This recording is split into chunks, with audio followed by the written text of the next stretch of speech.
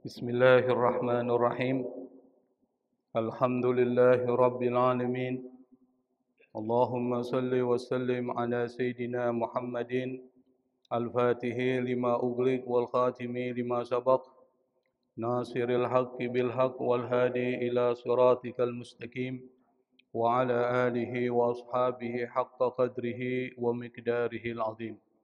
Subhanaka la ilma lana إلا ما علمتنا إنك أنت العليم الحكيم ولا حول ولا قوة إلا بالله العلي العظيم رب اشرح لي صدري ويسر لي أمري واحلل عقدة من لساني يفقهوا قولي أما بعد. Ma'asyiral hadirin jamaah yang dimuliakan oleh Allah Subhanahu wa taala.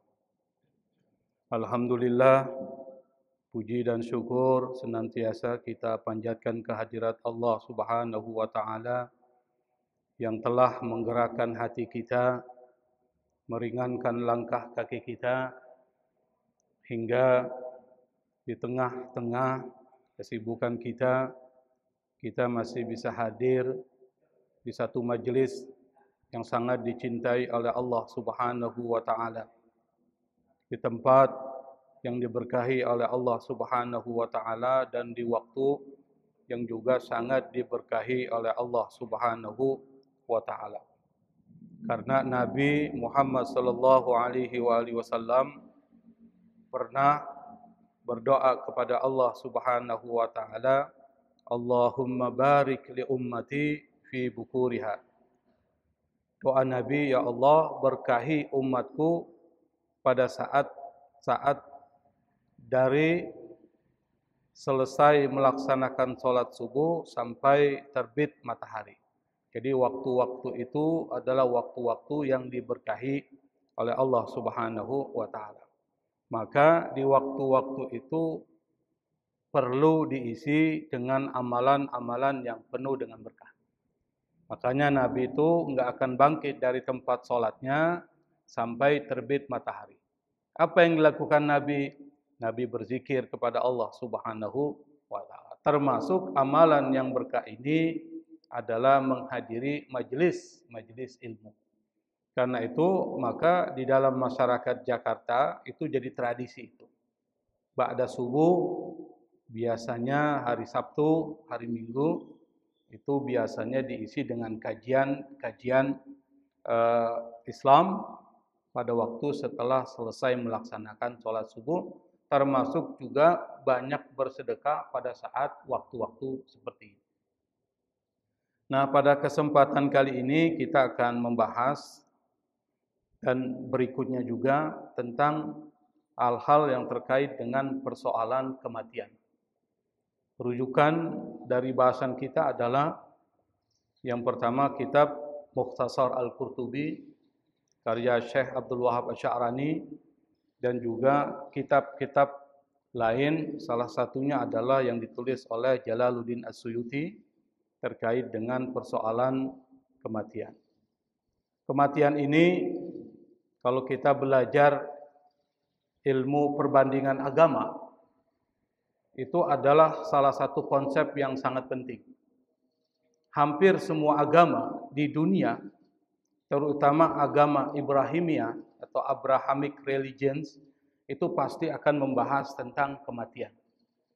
Kalau ada agama yang tidak membahas tentang kematian, maka agama itu dipertanyakan. Kenapa? Karena persoalan hidup dan mati itu adalah persoalan yang penting dan setiap agama pasti akan membahas. Makanya di dalam agama-agama itu punya konsep tentang kematian. Misalnya agama Hindu itu punya konsep tentang kematian. Kalau orang meninggal, maka nanti ruhnya akan berinkarnasi. Itu konsep kematian menurut agama Hindu. Kalau masa hidupnya dia bagus, maka nanti akan berinkarnasi menjadi sesuatu yang bagus. Di dalam Islam tidak dikenal konsep inkarnasi. Agama Kristen misalnya, punya nggak konsep kematian? Pasti punya. Maka cara mereka memperlakukan orang meninggal beda dengan kita. Kenapa? karena ada perubahan-perubahan terkait dengan kitab sucinya. Padahal kalau ditelisik dari awal, agama yang dibawa oleh Nabi Isa dengan agama yang dibawa oleh Nabi Muhammad SAW sama.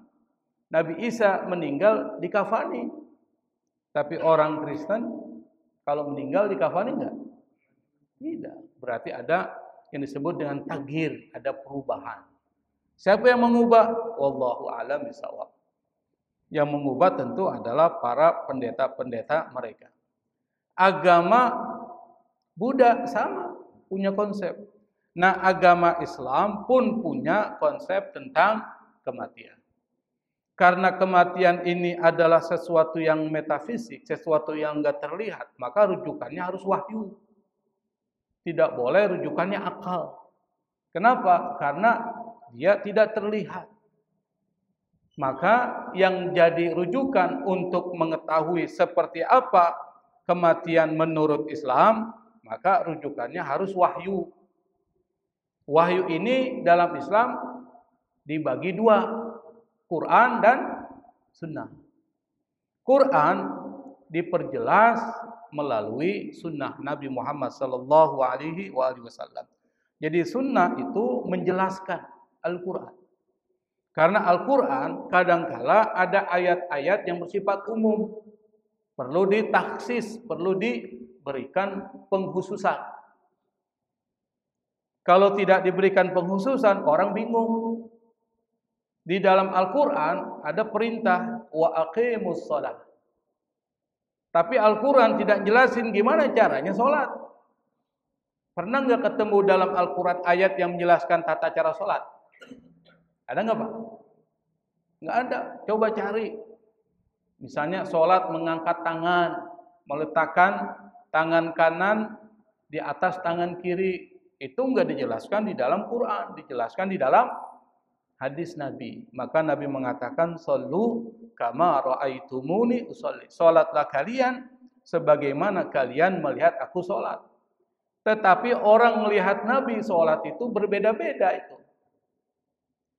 Maka muncullah yang kemudian perspektif yang disebut dengan madhab fikih. Makanya madhab fikih adalah sesuatu yang menandakan kekayaan Islam. Di dalam Islam itu banyak madhab, tapi semua madhab tidak semuanya bisa bertahan. Yang bisa bertahan hanya 4 madhab di dalam Ahlussunnah wal Jamaah. Madhab Hanafi, madhab Maliki, madhab Syafi'i, dan madhab Hambali. Itu yang tetap masih bertahan sampai saat ini. Nah, kata kematian di dalam Al-Quran itu diungkapkan dalam berbagai macam kosakata. Yang pertama adalah al-yakin.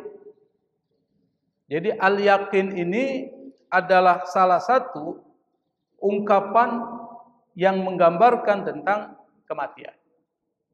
Surat Al-Mudaththir misalnya ayat 47, itu ada satu ayat, hatta atanal yakin, sampai datang kepada kita apa? Al-yakin. Yang disebut dengan al-yakin ini adalah al-maut, kematian.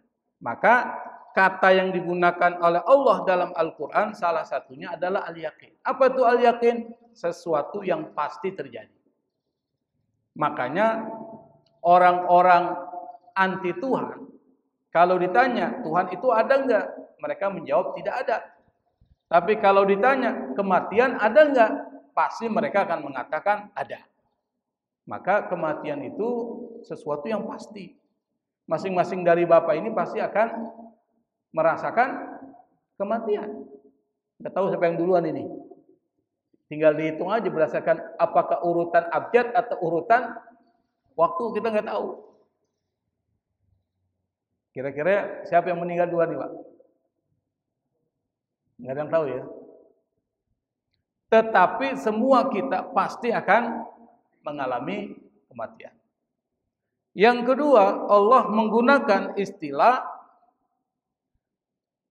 pulang. Jadi kematian itu digunakan dengan istilah pulang.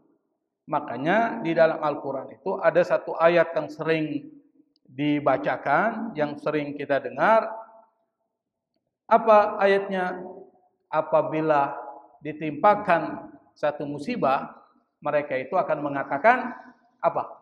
Inna lillahi wa inna ilaihi raji'un. Kita ini milik Allah dan kita akan pulang kepada Allah. Maka makna yang kedua adalah pulang. Ini yang kita akan bahas. Nanti makna-makna lain insya Allah kita akan bahas pada kesempatan yang lain. Ada juga menggunakan kata wafat. Ada juga menggunakan kata ajal. Nah, kita akan bahas kematian itu maknanya adalah pulang sampai munculnya waktu isyraq. Jadi waktu isyraq ini jam berapa ini Ustaz Zaini? Hah? 5:30 ya? Nah, 5:30 kita gunakan waktu kita sampai 5:30. Saya akan jelaskan dulu dari al-maut. Jadi Al-Quran menggunakan yang pertama al-maut.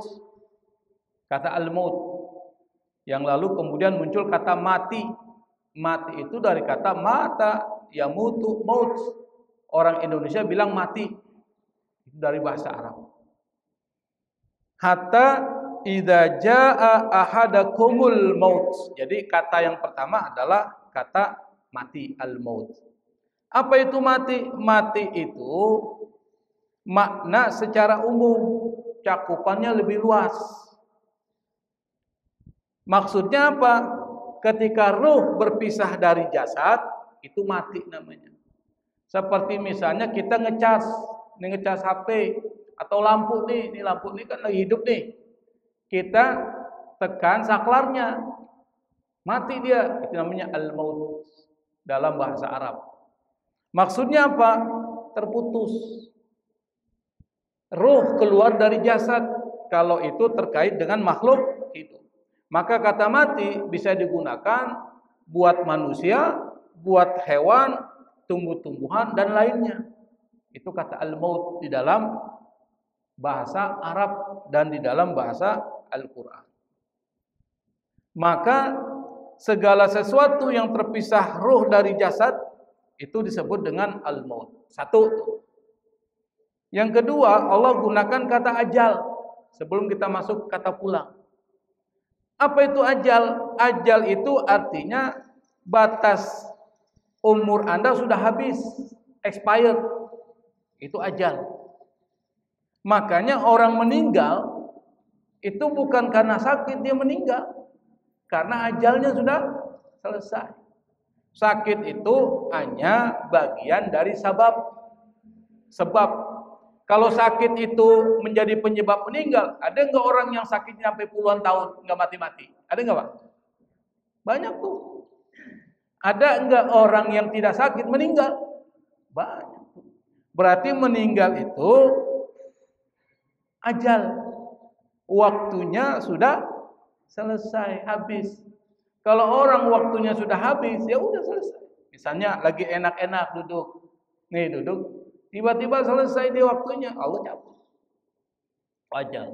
Makanya 40 hari sebelum kematiannya itu sudah ada tanda-tandanya. Jadi ketika di Sidratul Muntaha itu daun jatuh, di situ tertulis nama kita. Disitulah tanda Anda sudah mulai berkurang rezekinya. Disitulah tanda di mana Anda sudah selesai masa tugas Anda menjadi khalifatun fil ardh, sebagai khalifah di muka bumi. Maka malaikat maut langsung lihat tuh, langsung lihat. Ini udah habis ini. Ketika malaikat maut melihat orang yang sudah selesai ajalnya, maka orang kalau sudah mau meninggal di rumah sakit dikasih minum susah banget Pak. Kenapa? Memang rezekinya udah selesai. Lagi enak lagi ini dikasih minum, keluar lagi, dikasih infus, nggak bisa masuk, suruh cabut, sakit. Kenapa? Rezekinya sudah selesai. Kalau rezeki sudah selesai, mau bilang apa? Disitulah kemudian malaikat maut melihat ke orang tersebut, lalu para pembantu dari malaikat maut yang berjumlah 4 orang langsung kemudian turun ke orang tersebut. Mereka mendorong Yang satu sebelah tangan kanan, yang satu tangan kiri, yang satu kaki kanan, yang satu kaki kiri, didorong tuh Pak. Bahasanya dicabut, didorong. Sehingga orang kalau meninggal burudul atraf, maka bagian-bagian sini mulai mendingin. Bapak ngelihat orang sakaratul maut, kira-kira pegang kakinya, dingin nggak? Mulai dingin, mulai bergerak tuh. Nah, pada saat ketika sampai tenggorokan, sampai kerongkongan nih, al-hulqum, idza balagatil hulqum. Sampai hulqum ini baru malaikat maut lalu kemudian mencabut nyawa orang tersebut. Jadi sebelum dicabut, didorong dulu oleh malaikat, 4 malaikat pembantu. A'wanu malaikatul maut. Jadi ada 4 pembantu malaikat maut yang mendorong. Yang pertama dari tangan kanan didorong. Kedua dari tangan kiri sampai kemudian keluar sampai di sini. Maka orang kalau meninggal mulutnya terbuka. Matanya kemana? Ke atas. Kenapa? Tabi'ahul basar. Idza qubidar ruh tabi'ahul basar. Kalau ruh itu dicabut, maka mata mengikuti ruh yang dicabut itu. Maka terbuka matanya. Nah, salah satu syariat kita di dalam fikih, pada saat ada orang seperti itu maka harus tagmidul ain, ditutup matanya, mulutnya harus ditutup menggunakan kain. Pernah ngelihat ada orang meninggal seperti itu, Pak? Itu ditutup ini. Supaya apa? Jangan sampai muncul aib. Karena bisa aja binatang kan masuk ke dalam mulut tersebut. Itu ajal. Walladzi khalaqakum min tinin tsumma qadha ajala wa ajalun musamman 'indahu tsumma antum tamtarun. Dialah Allah yang menciptakan kalian dari tin, dari tanah. Tsumma qadha ajala, kemudian Allah tentukan ajalnya. Ditentukan ajalnya itu. Kita semua ini sudah ditentukan ajal. Kalau ajal itu sudah tiba, la yastakhiruna sa'atan wa la yastaqdimun. Tidak bisa dipercepat, tidak bisa ditangguhkan, sudah selesai. Ada orang main bola, lagi enak-enak main bola, nendang bola Pak. Tahu-tahu dicabut Allah nyawanya. Berarti nggak sakit dia dong. Artinya apa? Ajalnya sudah selesai. Nah, yang berikutnya adalah kata pulang. Kalau pulang itu adalah sesuatu yang nikmat. Maka Allah gunakan istilah pulang. Bapak pergi kerja jam 7 atau jam 6 sudah berangkat karena Jakarta macet nih. Ke tempat kerja. Pulang jam berapa biasanya, Bu? Jam 4. Jam 4 atau jam 5 ya. Rata-rata jam 4, jam 5. Kira-kira kalau kita pulang jam 4, pas datang jam 4, seneng gak Pak? Seneng gak Pak? Senang. Oh, udah waktu pulang nih. Beda tuh dengan waktu datang dan waktu pulang beda. Kalau datang penuh dengan kesel banget ini, hari Senin, tiba-tiba kita sudah masuk ke kantor. Tiba-tiba waktu berlalu, jam 4 kurang 2 menit. Wah, senang banget nih, dikit lagi pulang nih. Senang gak Pak pulang? Pulang, senang. Sama juga dengan orang yang pergi merantau dari Surabaya misalnya ke Jakarta. Pas Lebaran kan mudik tuh, senang gak tuh Pak mudik? Senang. Makanya waktu terjadi COVID selama 2 tahun, banyak orang menderita tuh nggak bisa pulang. Kenapa? Karena pulang itu sesuatu yang menyenangkan.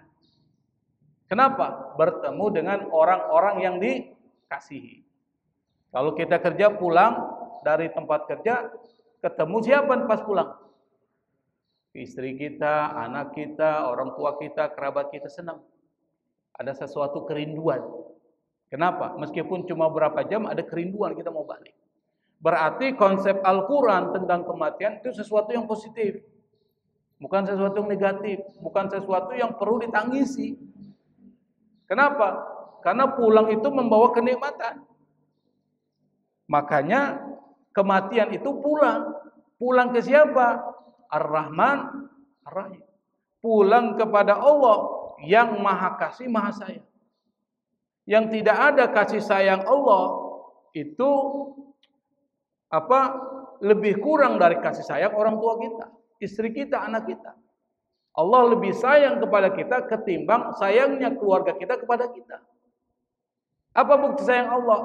Allah kasih rizki kepada kita, Allah kasih napas. Kalau seandainya napas ini dimintai bayarannya oleh Allah, berapa yang kita bayar kepada Allah? Orang sakit Pak, butuh oksigen. Satu tabungnya berapa itu? Berapa satu tabung oksigen? Ada yang pernah sakit enggak? Pakai oksigen. Berapa Pak Haji oksigen tabung? Kurang tahu. Belum pernah ya? Kira-kira berapa itu? Hah? 200.000. Satu tabung oksigen, berapa lama kita pakai? Ini kita dari lahir sampai sekarang, kalau diukur berapa tabung oksigen yang harus kita pakai kalau seandainya Allah minta bayaran kepada kita. Itu tanda sayangnya Allah kepada kita. Allah cuma minta satu, syukuri nikmat yang Allah berikan kepada kita. Maka pulang kepada Allah, Allah itu Maha Kasih. Maka pulang kepada Allah Subhanahu wa taala adalah sesuatu yang nikmat.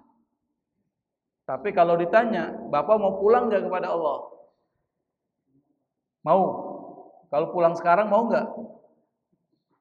Nanti dulu. Kalau sudah waktunya kita pulang. Nah, pulang itu ada syaratnya. Bapak kalau pulang mudik misalnya atau pulang dari satu tempat, syarat yang pertama adalah harus tahu arah pulang. Kalau mau pulang kan, harus tahu arah pulang ke rumah kita. Satu. Kalau kita pulang kepada Allah, maka syaratnya itu harus tahu bagaimana cara pulang kepada Allah Subhanahu wa ta'ala. Jadi syarat pertama untuk pulang kepada Allah, tahu arahnya. Makanya Allah Subhanahu wa ta'ala memberikan kepada kita tipnya. Anda pulang kepada Allah dan pulang itu sampai kepada Allah dengan selamat, maka tipnya itu nanti dibaca surat Asy-Syu'ara ayat 88-89. Nanti dibuka itu. Apa bunyi ayat tersebut? Yauma la yanfa'u malun wala banun illa man atallaha biqalbin salim. Hari di mana tidak bermanfaat harta yang kita kumpulkan serta anak yang kita bangga-banggakan illa man atallaha biqalbin salim, kecuali orang yang pulang kepada Allah dengan apa? Qalbun salim. Jadi syarat pertama pulang kepada Allah sampai ke tujuan adalah qalbun salim. Hatinya harus bersih. Kalau hatinya kotor, enggak sampai kepada Allah. Mampir dulu dia. Yang pertama, mampirnya di mana? Alam kubur disiksa dulu. Nanti pas alam akhirat disiksa lagi sampai bersih. Kalau orang-orang beriman disiksanya itu enggak selamanya. Makanya istilah yang digunakan bukan adzabun muhin. Kalau orang kafir itu selamanya dan menghinakan. Tapi orang Islam kalau nanti dia masuk ke dalam neraka karena maksiat yang dia lakukan belum tobat, maka nanti dia disiksa hanya untuk membersihkan. Litamhis, membersihkan. Jadi bukan menghinakan tapi dibersihin. Supaya apa bersihnya? Supaya setelah dia bersih nanti baru ditempatkan ke dalam surga. Kenapa? Karena surga buat orang-orang bersih. Seperti misalnya kita habis melaksanakan pesta nih, perkawinan. Kan banyak piring kotor tuh Pak. Kira-kira piring-piring yang kotor, gelas-gelas yang kotor, langsung ditempatkan di rak-rak piring yang bersih atau dicuci dulu? Cuci dulu. Kenapa? Enggak pantas nih yang kotor ditaruh di rak yang bersih, nggak pantas. Karena ini rak buat piring-piring bersih. Supaya diletakkan di rak piring bersih itu, maka ini harus diapakan dulu? Cuci. Setelah bersih, baru ditempatkan di dalam rak-rak bersih. Neraka buat orang-orang beriman yang melakukan maksiat, ya tugasnya hanya membersihkan. Tapi ingat Pak, satu hari di alam akhirat sama dengan 1000 tahun di dunia.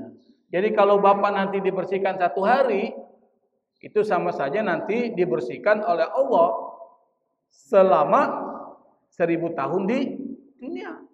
Jadi jangan anggap enteng soal neraka itu. Cara bersihkannya gimana? Ya dibakar tuh. Dibakar seperti emas untuk dilihat bagus tidaknya kan pun dibakar. Nah, seperti itu. Maka yang pertama kali yang harus kita persiapkan kalau kita ingin pulang kepada Allah adalah hati kita harus bersih. Satu. Jadi kuncinya qalbun salim.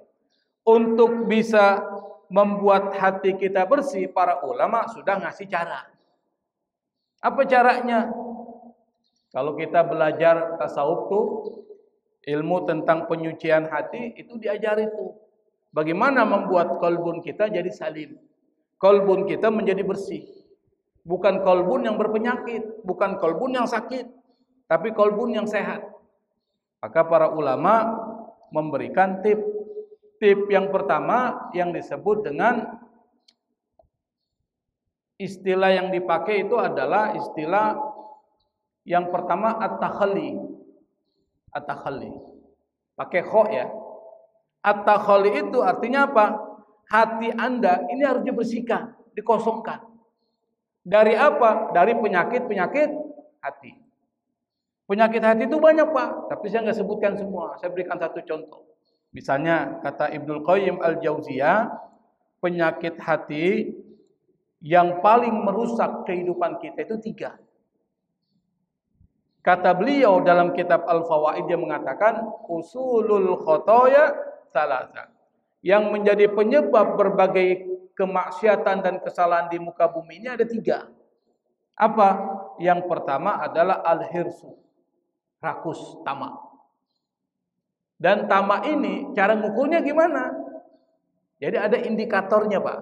Indikator itu adalah satu cara untuk mengukur apakah kita terkena virus tamak atau tidak.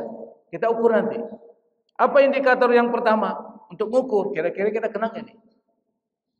Yang pertama adalah orang yang tamak enggak pernah puas terhadap rezeki Allah. Itu yang pertama cirinya.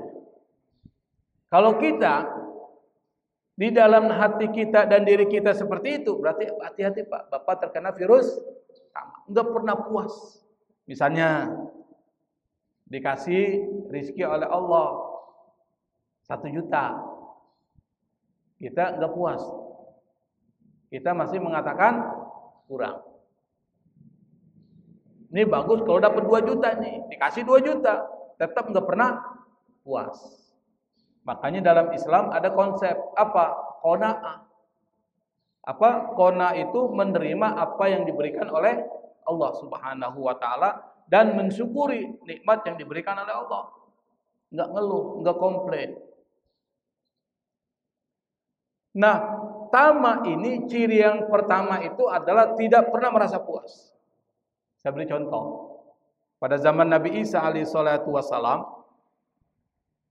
itu ada seorang yang ingin mengikuti Nabi Isa kemanapun Nabi Isa pergi.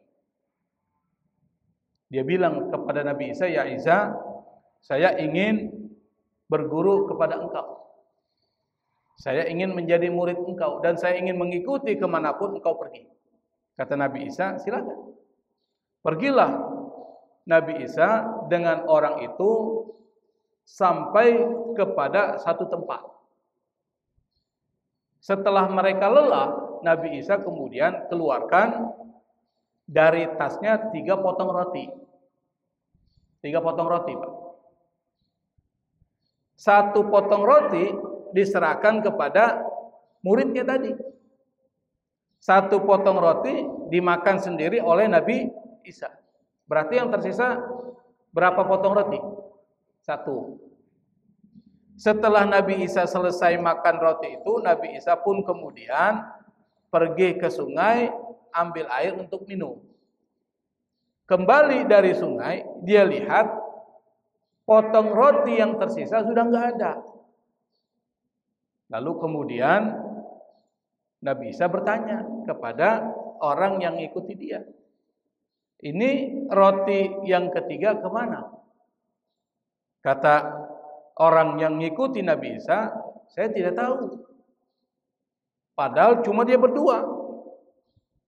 Otomatis yang ambil pasti orang itu. Tapi orang itu bersikukuh, saya tidak tahu, saya tidak ambil itu. Akhirnya Nabi Isa kemudian memutuskan untuk melakukan perjalanan. Orang ini ngikuti sampai kemudian masuk ke dalam sebuah hutan. Di dalam hutan itu Nabi Isa kemudian istirahat, duduk di atas batu, di depannya banyak batu-batu kerikil, batu-batu kolar. Setelah itu Nabi Isa ambil batu kolar itu, batu kerikil itu, Nabi Isa mengatakan kuni dhahaban biidznillah. Jadilah emas dengan izin Allah Subhanahu wa taala. Itu batu, Pak. Batu-batu kerikil, batu-batu kolar yang disebutkan oleh Nabi Isa berubah dari batu kolar jadi emas. Inilah salah satu mukjizat dari Nabi Isa alaihissalatu wassalam. Tapi Nabi meskipun emas ada di hadapannya, itu tidak menjadi tujuan dia. Itu Nabi itu. Waliullah juga gitu, sama. Tujuannya bukan dunia. Akhirnya kata Nabi Isa, ini ada emas nih. Emas ini saya akan bagi 3, kata Nabi Isa kepada orang itu. Bagian pertama buat aku, bagian kedua buat engkau, bagian yang ketiga buat yang ngambil roti tadi itu. Akhirnya orang itu bilang, ya Isa, yang ngambil roti tadi itu saya. Akhirnya Nabi Isa kesal sama orang itu. Dia bilang, ini emas saya serahkan saja kepada engkau. Dan sekarang kita putus. Kau pergilah sesuai dengan keinginanmu, dan saya akan pergi sesuai dengan keinginanku. Berpisah. Pada saat ketika lagi senang-senangnya orang itu dengan emas yang banyak, Pak. Karena dia rakusnya orang. Lalu kemudian muncul perampok. Masuk ke dalam hutan. Dilihat ada orang dengan emas yang banyak. Perampok ini bilang, ini luar biasa ini. Lalu kemudian perampok itu datangi orang tersebut. Lalu mau ambil semuanya. Apa kata yang ngikutin Nabi Isa itu? Dibilang, nggak usah kau bunuh saya. Bagaimana kalau emas ini kita bagi 3 aja? Kata orang itu kepada perampok. Perampok ini bukan perampok pintar, Pak. Perampok bodoh. Akhirnya sepakat dia. Lagi berbicara tentang pembagian tersebut, salah satu temannya bilang kepada temannya si pencuri perampok itu, kau pergilah ke pinggiran hutan, belilah makanan, kita nunggu di sini, kita lapar. Sebelum emas ini dibagi, kita makan dulu. Akhirnya pergilah teman dari perampok tersebut untuk membeli makanan. Dalam perjalanan, pikirannya mulai berpikir, karena sifat rakus, Pak. Sifat rakus ini mempengaruhi orang. Dia berpikir, buat apa emas itu dibagi 3 dalam pikirannya. Saya akan ambil saja semua itu emas. Nanti pas saya beli makanan, saya akan racun tuh makanan itu supaya mereka semua mati. Pikirannya gitu. Pergilah dia nyari beli makanan. Sampai ke warung dia beli makanan. 2 makanan ini dia racun. Dia makan duluan. Yang 2 yang nunggu punya pikiran yang sama, Pak. Ini rakus juga. Mereka bilang, buat apa emas itu dibagi 3? Bagaimana kalau kita bagi 2 saja? Nanti kalau temanmu datang, kita bunuh saja dia. Jadi dia berpikiran sama. Datanglah temannya, bawa makanan yang sudah diracun, Pak. Pas datang, belum diberikan makanan itu, sudah dibunuh. Mati. Tinggal berapa? Tinggal berapa, Pak? Tinggal berdua. Yang berdua ini, sebelum dia bagi itu emas, dia makan dulu tuh makanan. Mati nggak, Pak? Mati. Apa yang tersisa? Emasnya. Nabi Isa satu ketika masuk ke hutan itu dilihat ada emas dan banyak tengkorak-tengkorak itu, dia bilang sama muridnya yang disebut dengan Al-Hawariyun, kau lihat, ini pelajaran. Orang yang tamak tidak akan mendapatkan apapun kecuali kebinasaan. Ini emas dimiliki oleh orang yang tamak, mereka semuanya mati, yang tersisa hanya emas. Maka pelajaran dari Nabi Isa itu, kalau dapat nikmat dari Allah, syukuri. Hilangkan penyakit rakus, karena yang membuat masalah di dunia ini adalah rakus. Dan ini kita lihat banyak di pemerintahan rakus-rakus itu, Pak. Yang kedua, menghalalkan segala cara. Tuh. Jadi ciri orang rakus itu dua. Yang pertama adalah tidak pernah puas. Yang kedua, menghalalkan segala cara. Dan ini yang terjadi sekarang. Makanya salah satu penyakit yang harus dihilangkan kalau ingin hati kita bersih, salah satunya adalah penyakit rakus. Yang kedua, sombong. Dan yang ketiga adalah iri hati dan dengki. Insya Allah sewaktu-waktu kita akan bahas itu, karena ini pembahasannya panjang. Yang kedua, syarat yang kedua untuk membuat hati kita jadi bersih sehingga tidak ada dosa, taubat, Pak. Kenapa? At-taibu minadz-dzambi kaman la dzamba lahu. Orang yang taubat dari dosanya seperti orang tidak punya dosa. Makanya kalau kita ingin pulang kepada Allah dengan hati yang bersih, tidak ada dosa, sebelum meninggal kita sudah taubat. Karena orang yang taubat itu, maka dia nggak ada dosa. Kalau orang nggak ada dosanya, pasti dia akan masuk ke dalam surga. Ada satu cerita nih, diceritakan Nabi. Yang cerita ini ada dalam hadis yang dikumpulkan oleh Imam An-Nawawi, yaitu kitab Riyadhus Shalihin. Dalam kitab Riyadhus Shalihin itu ada bab taubah. Ada bab tentang taubat. Yang itu banyak hadis-hadis disebutkan.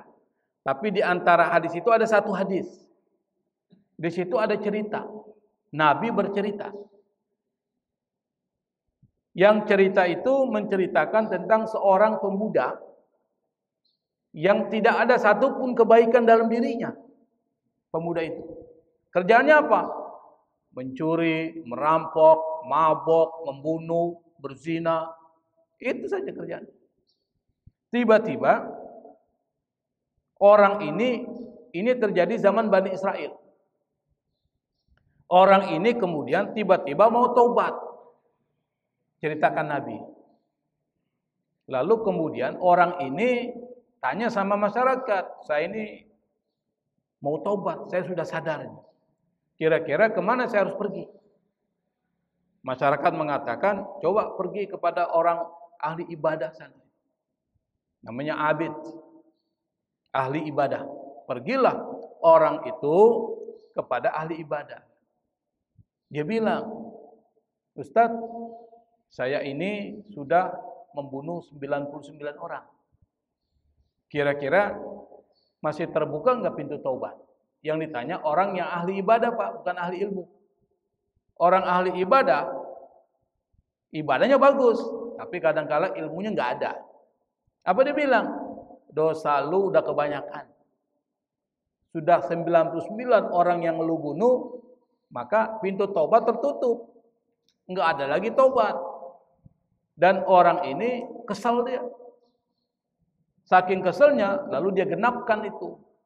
99 jadi 100. Jadi 100 nih. Itu bedanya ahli ilmu dengan ahli ibadah, Pak. Lalu kemudian dia tanya, kepada siapa saya harus datang ini untuk curhat? Ditunjukkan kepada ulama min ulama Bani Israel. Jadi kepada ulama. Datanglah dia. Dia cerita, saya ini mau tobat. Dan saya sudah bunuh 100 orang. Apakah masih terbuka pintu taubat? Cerita Nabi di dalam hadis tersebut, orang itu kemudian berkata, si ulama itu mengatakan, siapa yang menghalangi antara kau dan Allah? Selama ruh belum sampai kerongkongan, taubat pasti akan diterima oleh Allah Subhanahu wa taala. Kalau orang sudah sakaratul maut dan nggak bisa lagi taubat, Pak. Tapi kalau masih belum sakaratul maut, ruh belum sampai hulkum, maka masih diterima. Tapi kalau sudah sampai, ditolak. Akhirnya orang ini senang dia. Tapi kata ulama itu bilang, kalau kau mau tobat, kau harus pergi dari tempatmu. Harus hijrah. Maksudnya apa? Tempatmu ini tempat maksiat. Tempat banyak keburukan di situ. Kalau kau tobat tapi masih tinggal di situ, khawatir kau akan terpengaruh lagi. Akhirnya orang itu sepakat. Dia akan pergi dari tempatnya, pergi ke tempat yang direkomendasikan oleh ulama tersebut. Tempat penuh kebaikan. Pergilah dia. Ini cerita Nabi nih. Belum sampai ke tempat yang dia tuju tersebut, tiba-tiba meninggal dia. Mati. Malaikat azab dan malaikat rahmat itu berdebat. Malaikat azab itu mau membawa orang itu dimasukkan ke neraka. Malaikat rahmat mau bawa orang itu ke surga, maksudnya ke iliyin, tempatnya ruh orang-orang soleh. Berdebat dia. Yang satu bersikeras mau bawa dia ke neraka. Yang satu mau bawa ke dia ke surga. Akhirnya Allah turunkan malaikat menyerupai jadi manusia sebagai mediator. Datanglah dia. Dia bilang sama kedua malaikat itu, solusinya adalah diukur aja. Tempat di mana orang itu pergi, tempat di mana orang itu akan menuju. Jadi tempat perginya atau tempat di mana dia berasal dengan tempat yang akan dituju diukur. Ternyata setelah diukur, Pak, 1 jengkal mendekati tempat yang dia tuju. Akhirnya malaikat rahmat yang bawa orang itu dimasukkan ke dalam surga.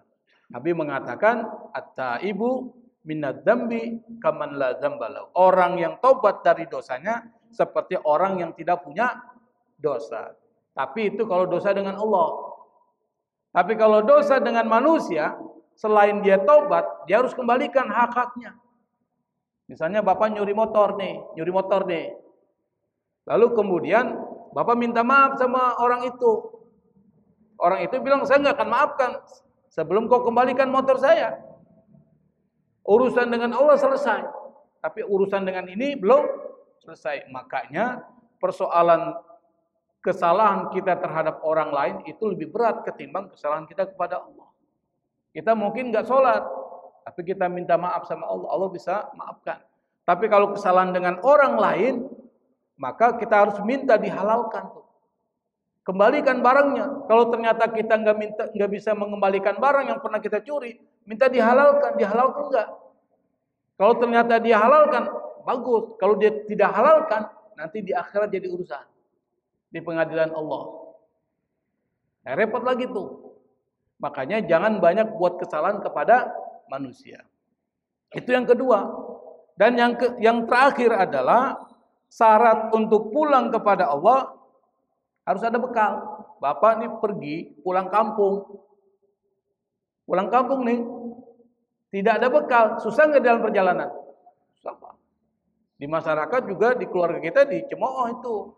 Pergi jauh-jauh, bekerja di Jakarta, pulang kok nggak bawa apa-apa sih? Cemooh itu.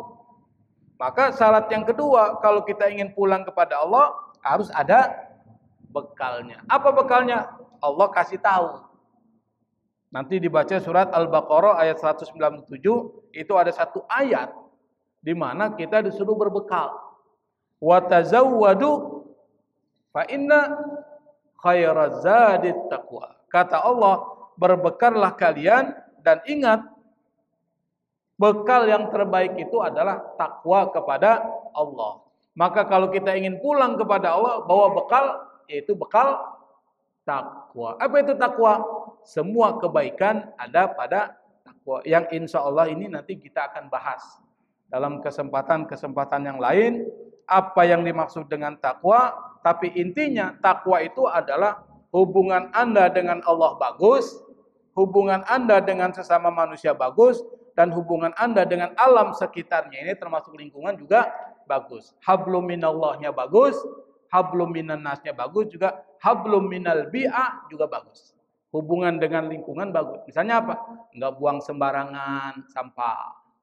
Tidak memotong pohon sembarangan. Pokoknya urusan lingkungan dijaga, bersih dan sebagainya. Itu termasuk adalah takwa. Kalau hubungan dengan Allah bagus, dengan manusia enggak ada masalah, dengan lingkungan pun bagus, maka orang ini ketika kembali kepada Allah Subhanahu wa taala, maka dia dapat yang disebut dengan tempat yang terpuji, yaitu surga Allah Subhanahu wa taala. Maka kalau disimpulkan nih, makna kematian itu salah satunya adalah pulang. Untuk pulang kepada Allah perlu dua syarat. Yang pertama apa?